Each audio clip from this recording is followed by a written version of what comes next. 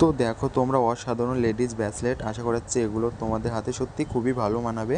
তোমরা একবার ট্রাই করে দেখতে পারো। তো অসাধারণ কিছু রিং দেখো, মিনার কাজ করা আছে এবং বিনা মিনারও করা রিং আছে, অসাধারণ দেখতে রিংগুলো। তোমরা একবার ট্রাই করে দেখতে পারো। তো চকর দেখো, চকরের ভিতরে প্রচুর ডিজাইন আছে, প্রচুর আইটেম আছে।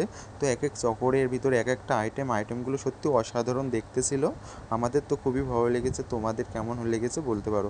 তো দেখো চকরগুলো প্রচুর ডিজাইন আছে, প্রচুর আইটেম আছে।